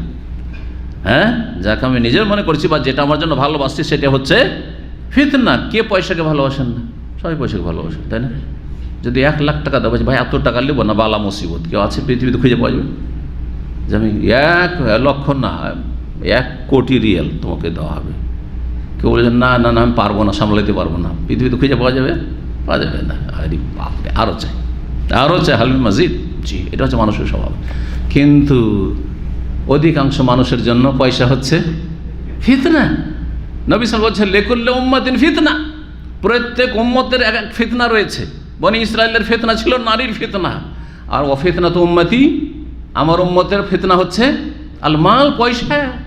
পয়সার দেখেন না কত দুর্নীতি, কত দুর্নীতি আর কত খুনের ঘটনা, সব পয়সার জন্য, অধিকাংশ পয়সার জন্য। দুনিয়ায় যত খুনের ঘটনা হচ্ছে হয় পয়সার জন্য, আর না হলে নারীর জন্য। এই দুটো কারণে। ইল্লা মাশাআল্লাহ, এর ব্যতিক্রম গদির জন্য, ওটাও পয়সার জন্য। কেন গদিতে যে লাভ কি? গদি থেকে নিজের পকেট থেকে যদি খরচ করা লাগতো কেউ গদিতে যেতে চাইতো না, কেন গদিতে গেলেই তো টাকা। গদিতে বেশি দিন যাওয়া লাগে না, 5টা বছর আসলেই তো কাজ হয়ে গেল, গরিব আমির হয়ে যাচ্ছে, তাই না? গোটা বংশ চাকরি পেয়ে যাচ্ছে। জি, আল্লাহ হেফাজত করুন। তো আম্মার রাদিয়াল্লাহু তাআলা আনহু সম্পর্কে ভবিষ্যৎবাণী করলেন কে? রাসূলুল্লাহ। এটি নবী সাল্লাল্লাহু আলাইহি ওয়াসাল্লাম মুজিজা। ভবিষ্যৎবাণী করার পর অনেক দিন পর নবী সাল্লাল্লাহু ভবিষ্যৎবাণী করেছেন মসজিদ নববী নির্মাণের সময়। মসজিদ নববী নির্মাণ হয়েছে প্রথম হিজরিতে, তাহলে 10 বছর গেল ওইদিকে। আর আলী রাদিয়াল্লাহু তাআলা আনহু যখন খলিফা হলেন, তখন মুআবিয়া রাদিয়াল্লাহু তাআলা আনহু গভর্নর ছিলেন, আমির ছিলেন কোথাকার? দামেস্কের, শাম দেশের। তাকে বললেন যে সমস্ত যে মুসলিম এলাকা, সমস্ত মুসলিম শহরগুলির যারা আমির ওমারা, তারা সবাই বায়াত করলো, শপথ করলো খলিফার সাথে বায়াত করা ফরজ, তুমি বায়াত করো। তখন তিনি একটি যুক্তি দাঁড় করে দিলেন, আর এই যুক্তি দাঁড় করতে গিয়ে ইজতিহাদে তিনি ভুল সিদ্ধান্ত নিয়ে ভুল করে ফেললেন। এই জন্য আগে বলেছি সেটা ছিল ইজতিহাদি ভুল। আল্লাহর কাছে ক্ষমার আশা অবশ্যই রয়েছে, আল্লাহ ক্ষমা করে দিয়েছেন, কিন্তু ভুল হয়েছে। জি, দুটোই ঠিক হতে পারে না। এক এক দুইও হয়, এক এক তিনও হয়। কেউ যদি বলে দুটোই ঠিক, তাহলে কি বলবেন? ওকে পাগল বলবেন না? ঠিক তেমনই আল হাক্কু লা ইয়াতাআদ্দাদু, হক একের বেশি হয় না। যদি এটা হক হয় তো আরেকটা কি ভুল, এটা যদি সহি হয় তো আরেকটা হচ্ছে গলত। কথা বোঝা গেছে না? তবে গলত দুই রকম, একটা হচ্ছে ইচ্ছা করে গলত করা, আর একটা হচ্ছে অনিচ্ছাকৃত ভুল হয়ে যাওয়া। ইচ্ছা করে ভুল হওয়া আর অনিচ্ছাকৃত ভুল হওয়া। তো মুআবিয়া রাদিয়াল্লাহু তাআলা বললেন যে আমি বায়াত করব, ঠিক আছে, কোনো আপত্তি নেই। অবশ্যই মুআবিয়া রাদিয়াল্লাহু তাআলা আনহুর খেলাফতের কোন লোভ লালসা ছিল না। যারা এই সম্পর্কে বলেছেন না তিনি তার সাথে খেলাফতে দ্বন্দ্ব ছিল, তারা মিথ্যুক, তারা জাহেল, আর না হলে জালেম। হয় মূর্খ, এই ইতিহাস জানে না, শিয়াদের ইতিহাসে, রাফিজ ইতিহাসে প্রভাবিত, আর না হলে জালেম, জানা শোনার পরে অবিচার করেছে এই খলিফায়ে জলিল সম্মানিত সাহাবী মুআবিয়া রাদিয়াল্লাহু তাআলা আনহু সম্পর্কে। জি, তবে আসল ব্যাপারটা কি ছিল? যুক্তি ছিল যে আমার নিকট আত্মীয় হচ্ছেন ওসমান রাদিয়াল্লাহু তাআলা আনহু, আপনার আগে তিনি খলিফা ছিলেন এবং তাকে নির্মমভাবে যারা শহীদ করলো মসজিদে নবীর পাশে তার বাড়িতে, কিভাবে শহীদ করলো, আর সেই সব খনিগুলো আপনার চারপাশে ঘোরাফেরা করছে, এদের ওপর কেসাসের বাস্তবায়ন করেন, আর এই খুনের ডিমান্ড করা, তলব করার অধিকার আমার রয়েছে। কারণ আল্লাহ কোরআনে কারীমে বলেছেন যে কারো যদি নিকট আত্মীয় যদি নিহত হয় তাহলে ফাকাদ জাআলনা লিওয়ালিহি ওয়া মান কুতিলা মাজলুমান ফাকাদ জাআলনা লিওয়ালিহি সুলতানা, যদি কাউকে অন্যায়ভাবে হত্যা করা হয় তাহলে তার ওলি যে আত্মীয় রয়েছে তাকে এই অধিকার আমি দিয়েছি। কি অধিকার দিয়েছি? যে ডিমান্ড করবে যে আমি হত্যার বদল কেসাস চাই, হত্যার বদল হত্যা চাই। ফাকাদ জাআলনা লিওয়ালি সুলতানান, তার এই ক্ষমতা দিয়েছি। ফালা ইউসরিফ ফিল কাতল, সুতরাং হত্যা করতে গিয়ে আবার বাড়াবাড়ি না করে। শুধু হত্যা করেছিল, কিন্তু কেসাস নিতে গিয়ে হত্যা করার আগে হাত কেটে দিল, পা কেটে দিল, তো নাক তুলিল, চোখ তুলিল, হারাম। জি হ্যাঁ, বাড়াবাড়ি চলবে না। হত্যা সাধারণভাবে হত্যা করেছে, সাধারণভাবে তাকে হত্যা করা হবে ইত্যাদি। তো আল্লাহ রাব্বুল আলামিন এই অধিকার আমাকে দিয়েছেন, সুতরাং আমি তলব করছি যে ওসমান রাদিয়াল্লাহু তাআলা খুনিদেরকে হত্যা করা হোক, আর আমির আছি, আমি কি করব? বায়াত করব।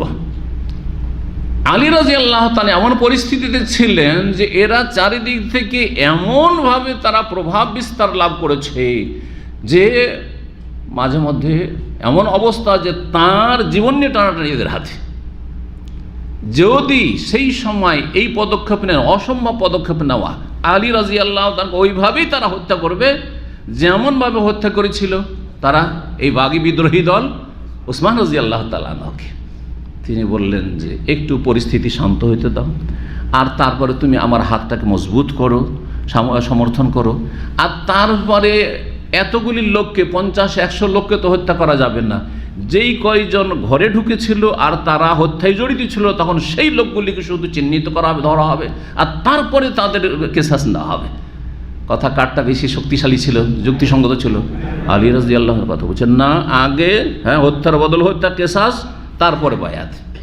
এই যে ধীরে ধীরে ধীরে দূরত্ব তৈরি হয়ে গেল, আর এক সময় গিয়ে এই যে এই বিদ্রোহী দল ছিল তাদের ষড়যন্ত্রে কি হয়ে গেল? সিফিনের যুদ্ধ পর্যন্ত হয়ে গেল। সিফিনের যুদ্ধ, এই সিফিনের যুদ্ধে ওই সময় আম্মার রাদিয়াল্লাহু তাআলা আনহু সারা জীবন আলী রাদিয়াল্লাহু তাআলা আনহুর বড়ই মজবুত সমর্থক ছিলেন, আর বয়স্ক মানুষ, 80 বেশি বয়স হয়ে গেছে, তারপরও সেই লড়াইয়ের ময়দানে আলী রাদিয়াল্লাহু তাআলা পাশাপাশি ছিলেন। সেই সময় মুআবিয়া রাদিয়াল্লাহু তাআলা আনহুর সেনাবাহিনীর হাতে আম্মার রাদিয়াল্লাহু তাআলা আনহু শহীদ হয়েছিলেন। নবী সাল্লাল্লাহু আলাইহি ওয়াসাল্লামের কথার বাস্তবায়ন হয়েছিল। জি, কথা বুঝতে পারছেন না? জি, যেটা ছিল প্রায় 36-37 হিজরি, 36 হিজরির দিকে, তার মানে 35-36 বছর পরে রাসূলুল্লাহ সাল্লাল্লাহু আলাইহি ওয়াসাল্লামের এই ভবিষ্যৎবাণী মুজিজার বাস্তবায়ন হচ্ছে। জি,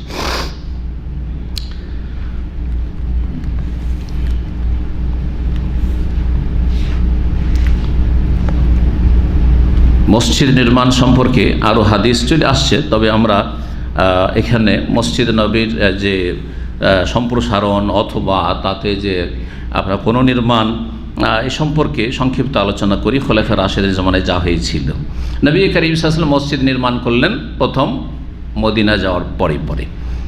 এ সম্পর্কে এর আগে শুনেছেন। প্রথম গিয়ে কি করলেন, সেই জায়গাটি খরিদ করলেন আর তারপরে সেখানে মসজিদ নির্মাণ করলেন। তারপরে দ্বাদশ হিজরিতে 12 হিজরিতে আবু বকর সিদ্দিক রাদিয়াল্লাহু তাআলা আনহু মসজিদের কিছু সংস্কার করলেন। কিছু কি করলেন?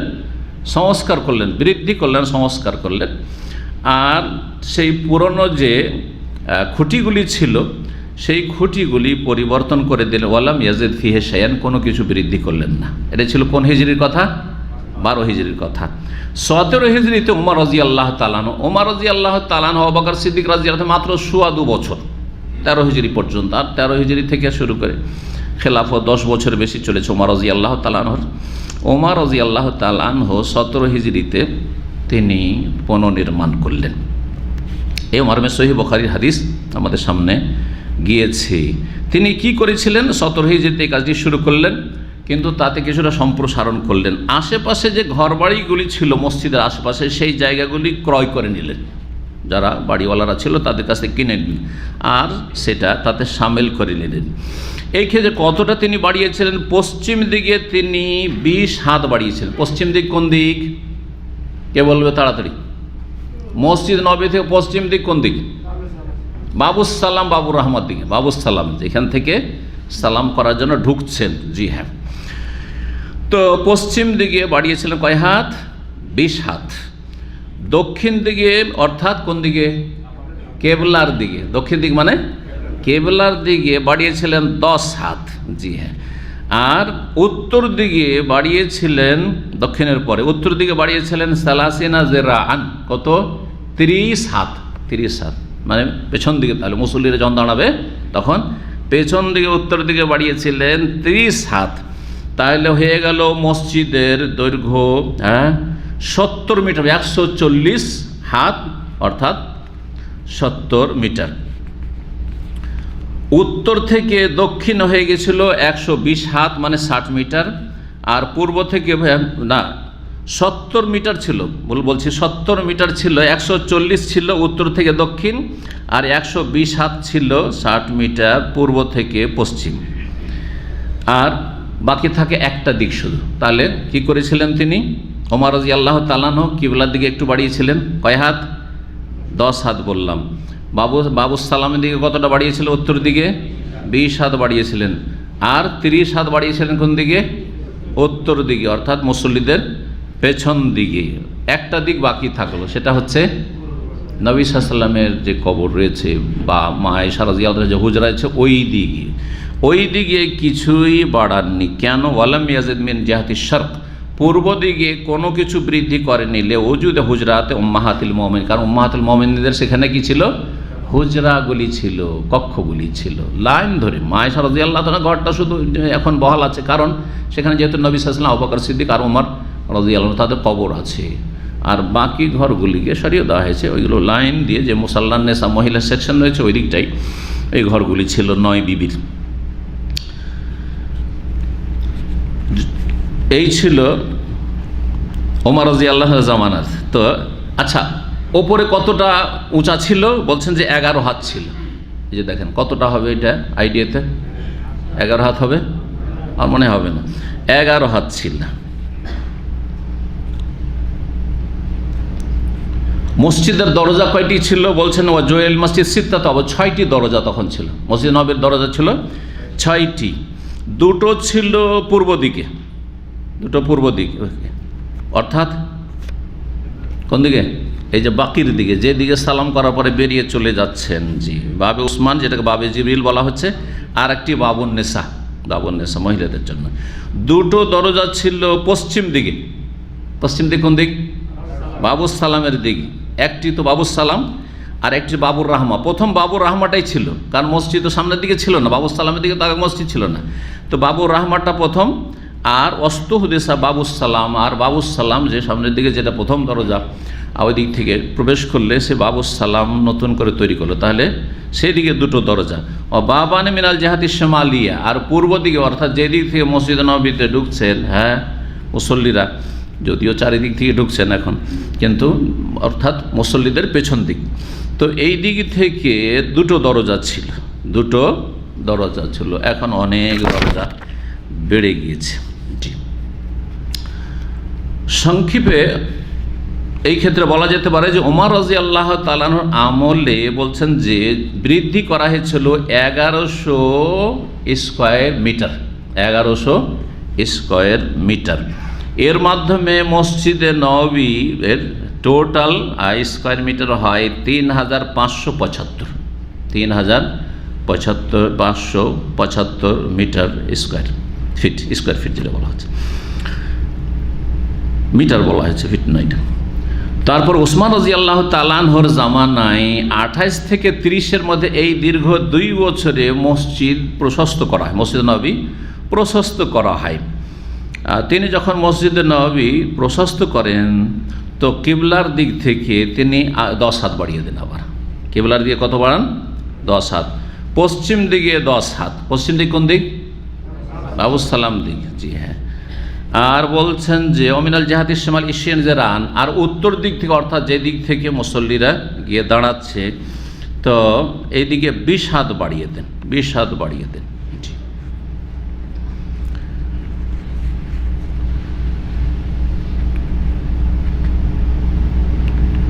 তারপরে বাকি থাকে আর একটা দিক, কোনটা দিক সেটা?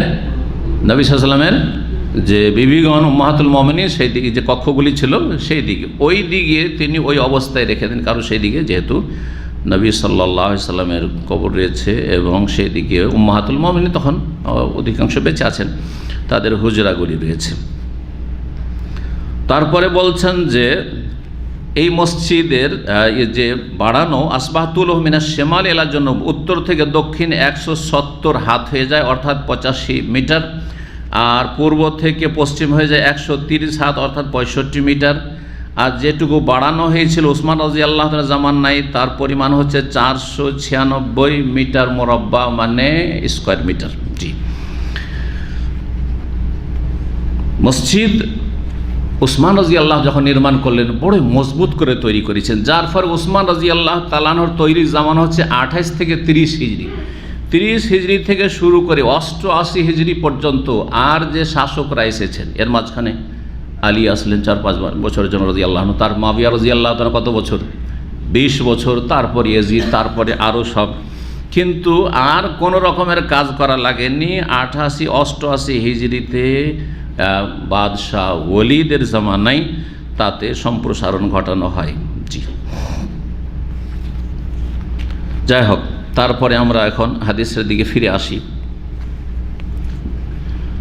64 নম্বর অধ্যায় বলছে বাবুল ইস্তেআনাত বিন নাজ্জার ওয়া সুন্নাহ ফি আওয়াদিল মিম্বার ওয়াল মসজিদ। এই অধ্যায় হচ্ছে সাহায্য নেওয়া মসজিদ অথবা মেম্বার তৈরির ক্ষেত্রে কর্মচারী দ্বারা বা মিস্ত্রি দ্বারা। বলছে বাবুল ইস্তেআনাত বিন নাজ্জার, কাঠ মিস্ত্রি। নাজ্জার বলা হয় কাকে? ছুতার মিস্ত্রি বা কাঠ মিস্ত্রির কাছে সাহায্য নেওয়া, অসন্না কারিগর বা মিস্ত্রির কাছে সাহায্য নেওয়া ফি আওয়াদিল মেম্বার তৈরি করার জন্য।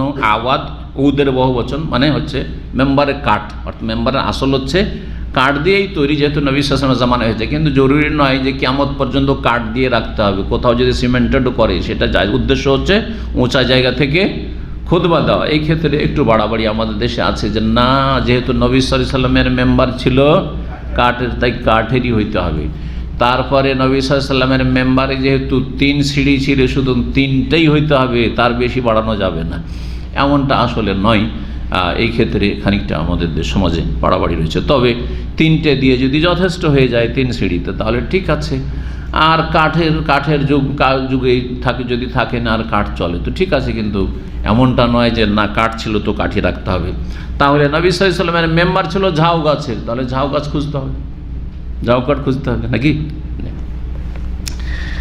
তো 848 দেখি বলছে নম্বর হাদিসে বলছেন সাহাল বিন সাদ রাদিয়াল্লাহু তাআলা আনহু ক্বালা বাসা রাসূলুল্লাহ সাল্লাল্লাহু আলাইহি ওয়াসাল্লাম ইলা ইমরাতিন। রাসূলুল্লাহ সাল্লাল্লাহু আলাইহি ওয়াসাল্লাম জনৈক মহিলার কাছে পাঠালেন। কেন? ওই মহিলার একটি দাস ছিল, গোলাম, সে ছিল ছুতার মিস্ত্রি, কাঠ মিস্ত্রি।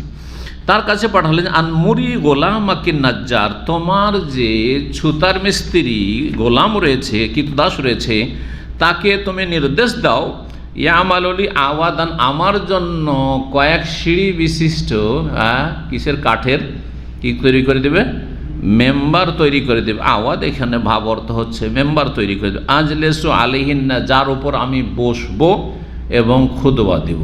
উদ্দেশ্য হচ্ছে উঁচা জায়গা থেকে দিনই আলোচনা করা, যেটাকে আজকাল স্টেজের আকার দিয়েছে। শুধু খুতবার ক্ষেত্রেই মেম্বারটা বহাল আছে যাতে করে সুন্নতের কাছাকাছি থাকা যায়। নবী সাল্লাল্লাহু আলাইহি ওয়াসাল্লাম এমনি আলোচনা করতেন জুমার খুতবা ছাড়া, তো সেই আলোচনা তো মেম্বারে উঠে উঁচা জায়গা থেকে, যাতে করে লোকজনকে দেখতে এবং লোকজনের সাথে কথা বলতে, লোকজনের কথা শুনতে সুবিধা হয়। এই ছিল হাদিস। তারপরে 449 নম্বর হাদিস। এই হাদিস জাবের রাদিয়াল্লাহু তাআলা বর্ণনা করছে, আন্না ইমরাতান, জনৈক মহিলা বলল। আগের হাদিস রয়েছে যে ওই মহিলাকে বলে পাঠান রাসূলুল্লাহ সাল্লাল্লাহু আলাইহি ওয়াসাল্লাম, আর এখানে আছে যে ওই মহিলা নিজেই প্রস্তাব পাঠিয়েছিল। তাহলে দুটো সমন্বয় হচ্ছে যে প্রথম ওই মহিলা প্রস্তাব পাঠিয়েছিলেন, আর তারপরে রাসূলুল্লাহ সাল্লাল্লাহু আলাইহি ওয়াসাল্লাম যে ঠিক আছে, আর তারপরে যখন চাইলেন যে না মেম্বার তৈরি করব, তখন বলে পাঠালেন। তো জনৈক মহিলা কি করেছিল, কালাত বলেছিল, ইয়া রাসূলুল্লাহ, হে আল্লাহ রসুল, আলা আজাউলাকা শাইআন, আপনার জন্য একটা কোনো এরকম মেম্বার উঁচা জায়গা তৈরি করে দেবো কি, তাকুয়াদু আলাইহি, যার উপর আপনি খুতবা দেওয়ার সময় বসবেন, ফাইনালি গোলামান নাজ্জার, কারণ আমার একটি গোলাম কৃতদাস রয়েছে ছুতার মিস্ত্রি, কাঠ মিস্ত্রি। কালা, তখন নবী সাল্লাল্লাহু আলাইহি ওয়াসাল্লাম বলেন, ইনশিতে, যদি তুমি চাও তো করো, অসুবিধা নেই, চাও তাহলে করো। তাহলে তার আগ পর্যন্ত মেম্বার ছিল না। জি, ফাআমিলাতিল মেম্বার, তখন ওই মহিলা তার এই দাসের মাধ্যমে, মিস্ত্রির মাধ্যমে একটি মেম্বার তৈরি করে দেয়। 65 নম্বর অধ্যায় বলছেন বাবু মান বানা মসজিদান। এই অধ্যায় হচ্ছে ওই ব্যক্তির ফজিলত সম্পর্কে যে ব্যক্তি আল্লাহর মসজিদ তৈরি করবে। 450 নম্বর হাদিস। ওসমান রাদিয়াল্লাহু তাআলা আনহু থেকে শুনেছেন ওবায়দ আল খাওলানি তাবেঈ কি ইয়াকুলু ইনদা কাউলিন নাস ফিহি, যখন জনগণ বেশ কিছু লোক তার সমালোচনা শুরু করে, বিদ্রোহীরা, এখানে নাস মানে এখানে বিদ্রোহী লোকেরা যখন তার সমালোচনা শুরু করলো, তখন তিনি বলেছিলেন হিনা বানা মসজিদ আর রসুল, যখন তিনি মসজিদে রাসূলুল্লাহ সাল্লাল্লাহু আলাইহি ওয়াসাল্লাম মসজিদে নববীর পুনর্নির্মাণ করতে লাগলেন, তখন কিছু লোক সমালোচনা করতে শুরু করলো। তো নেতাদের সমালোচনা হবে, ভালো কাজ করলেও সমালোচনা হবে, কথা বুঝছেন? সেই যুগে যদি সমালোচনা শুরু করে দেয়, হ্যাঁ, তাহলে আজকে সমালোচনা হইতে পারে না, আরও বেশি হবে, কারণ ত্রুটিও বেড়ে গেছে, ত্রুটি বেড়ে গেছে। তখন ত্রুটি ছিল না, তারপর ত্রুটি, কারণ যারা দেখছিল তাদের নজরে ত্রুটি। কি ওসমান রাদিয়াল্লাহু তাআলা ভাবলেন যে মসজিদটা সুন্দর করে দিই, মসজিদটা মজবুত করে দিই, ভালো করে তৈরি করে দিই, আর মসজিদ নির্মাণে যে ফজিলত আছে, জান্নাতে স্পেশাল আল্লাহ ঘর, ওইটা যেন আমি হাসিল করতে পারি, এই উদ্দেশ্যে তিনি মসজিদ তৈরি করতে লাগলেন। কিন্তু লোকেরা তখন বলতে লাগলো, এ কী করলো, নবী সাল্লাল্লাহু আলাইহি ওয়াসাল্লাম মসজিদের কিছু রাখলো না, অস্তিত্ব রাখলো না, সেটাকে তো একবারই শেষ করে ফেললো, এ তো সর্বনাশ করে ফেললো, শুরু করে দিল কিছু, যাদের বিদ্রোহী মনোভাব।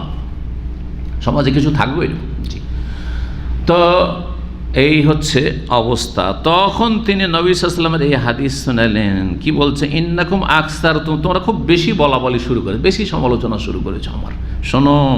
ওয়াইন্নি সামিআতু নবী সাল্লাল্লাহু আলাইহি ওয়াসাল্লাম ইয়াকুল, আমি নবী সাল্লাল্লাহু আলাইহি ওয়াসাল্লামকে বলতে শুনেছি, মামবানা মসজিদান, যেই ব্যক্তি মসজিদ বানিয়ে দেবে, কালা বকার হাসিব আন্নাহু কালা ইয়াবতাগি বি ওয়াজহাল্লাহ, যদি উদ্দেশ্য থাকে আল্লাহর সন্তুষ্টি, তাহলে মসজিদ শুধু বানাইলে হবে না, উদ্দেশ্য থাকতে হবে আল্লাহর সন্তুষ্টি, আল্লাহকে রাজি করার জন্য। এই নয় যে আমার খ্যাতি আমার দখলে থাকতে হবে, আমার আধিপত্য কায়েম থাকতে হবে, ইত্যাদি ইত্যাদি, আমার এই থাকতে হবে, আমার এই শর্ত আছে। আল্লাহ সন্তুষ্টির উদ্দেশ্য, বানাল্লাহু লাহু মিসলাহু ফিল জান্নাত, তার মতোই অনুরূপ আল্লাহ তার জন্য জান্নাতে ঘর প্যালেস তৈরি করবেন। এই ছিল হাদিস। ওসমান রাদিয়াল্লাহু তাআলা মসজিদ নির্মাণ করেছিলেন, বললাম একটু আগে, মনে আছে, 2 বছরে 28 থেকে নিয়ে 30 পর্যন্ত, তো 30 হিজরিতে তিনি সম্পন্ন করেছেন মসজিদ নির্মাণ। 66 নম্বর অধ্যায় বাবুন, এই অধ্যায় হচ্ছে ইয়াখুযু বিনুসুলিন নাবলি ইযা মাররা ফিল মসজিদে, কোনো ব্যক্তি যদি মসজিদে অতিক্রম করে আর তার হাতে অস্ত্র থাকে, কোন অস্ত্র, এখানে হাদিস আছে তীরের কথা, কিন্তু তীর নয়, চাকু আছে, আর কোন অস্ত্র আছে, ধারালো অস্ত্র আছে, তাহলে কি করতে হবে? অথবা ধরেন আজকালকার যেসব গান ফান আছে সেগুলি আছে, তাহলে সতর্ক রাখতে হবে। অনেক সময় হতে পারে চাপা পড়ে ফায়ারিং হয়ে যেতে পারে, সুতরাং সতর্কতা অবলম্বন করতে হবে। মসজিদ সবচাইতে উত্তম জায়গা, সেই জন্য বলা হয়েছে। কিন্তু মসজিদ ছাড়াও যেখানে জনসমাগম রয়েছে সেখানে অস্ত্র নিয়ে চলাফেরা করলে, অথবা বাচ্চারা আপনার ঘরে বাড়িতেই বাচ্চারা ছোটাছুটি দৌড়াদৌড়ি করছে আর আপনি অসতর্ক, আপনি অস্ত্র নিয়ে আপনি কাজ করছেন, এমনটা করবেন না। এই হাদিস থেকে সব মাসাইল আমাদেরকে ইস্তেমাত করতে হবে। কি বলছেন যে অধ্যায় হচ্ছে যে কোনো ব্যক্তি যে মসজিদ হয়ে অতিক্রম করে আর তার কাছে অস্ত্র, তরবারি অথবা তীর রয়েছে, তাহলে ইয়াখুযু বিনসুলিন নাবলে, তীরের যে ফলা রয়েছে, তিলের ফলা অর্থাৎ যেখানে ধারালো অংশটুকু লাগানো রয়েছে লোহা, সেটুকুকে হাতে ধরে রাখবে, হাতের মুঠে ধরে রাখেন যাতে কাউকে না লাগে, অথবা কভারের ভিতরে ঢুকিয়ে রাখেন। তার চেয়ে ভালো কভার যদি থাকে তো কভারের ভিতরে ঢুকিয়ে রাখেন, না তাহলে কমপক্ষে দেন খোলা চাকু, তাহলে চাকুটাকে, অনেকে চাকু এইভাবে নিয়ে চলাফেরা করে, হ্যাঁ এইভাবে নিয়ে চালু চাকু ধরে আছে, কথা বোঝা গেছে? ওইভাবে ধরে রাখবেন না, এইভাবে ধরে রাখবেন যাতে করে কাউকে না লাগে। 451 নম্বর হাদিস, জাবের বিন আব্দুল্লাহ রাদিয়াল্লাহু তাআলা আনহু হতে বর্ণিত, তিনি বলছেন মাররা রাজুল ফিল মসজিদি, জনৈক ব্যক্তি মসজিদ হয়ে অতিক্রম করছিল, ও মাহু সিহামুন, তার হাতে তীর ছিল। ফাকাল আল্লাহু, নবী সাল্লাল্লাহু আলাইহি ওয়াসাল্লাম বলেন, ফাকাল আল্লাহু রাসূলুল্লাহ, রাসূল বললেন, আমসিক বিনে সালিহা, তার ফলাটি তুমি হাতে ধারণ করো যাতে কাউকে লেগে না যায়। 67 নম্বর অধ্যায় বাবুল মরুর ফিল মসজিদ, এই অধ্যায় হচ্ছে মসজিদ হয়ে অতিক্রম করা, ওই রকমই কাছের হাদিস রয়েছে। 452 নম্বর হাদিস বলছেন আবু বুরদা রাদিয়াল্লাহু তাআলা আনহু, জি তার পিতা থেকে বর্ণনা করেছেন, কালা সামিত আবু বুরদা তানাবি আনিন নবী সাল্লাল্লাহু আলাইহি ওয়াসাল্লাম, মান মাররা ফি শাইইন মিন মাসাজিদিনা আও আসওয়াকিনা বিনাবলিন, কোন ব্যক্তি যদি আমাদের মসজিদ হয়ে অথবা আমাদের হাট বাজার দিয়ে অতিক্রম করে, কি নিয়ে? বেনাবলিন, তীর হাতে নিয়ে, ফালিয়াখুজ আলা নিসালিহা, তাহলে তীরের ফলাটা যেন হাতে ধরে রাখে, লা ইয়াকিরু বিকাফফিহি, তার হাত দ্বারা যেন কাউকে আঘাত না করে দেয়, লা ইয়াকিরু বিকাফফিহি মুসলিমান, কোনো মুসলিমকে অর্থাৎ কোনো মানুষকে, নয় যে মুসলিম আর অমুসলিম পার্থক্য রয়েছে, যেহেতু আসল হচ্ছে যে মুসলিম নবী সাল্লাল্লাহু আলাইহি ওয়াসাল্লামের সমাজে সব মুসলিম বসবাস করছিল, কোনো ব্যক্তিকে যেন অনিচ্ছাকৃত না করে দেয়, কি আঘাত না করে দেয়, আঘাত না লেগে যায়, সেই জন্য সে সতর্কতা অবলম্বন করবে। এখানেই আজকের আলোচনা শেষ করছি। ওয়া সাল্লাল্লাহু সাল্লাম আলা নবিয়িনা মুহাম্মদ ওয়া আলা আলিহি ওয়া সাহবিহি আজমাইন।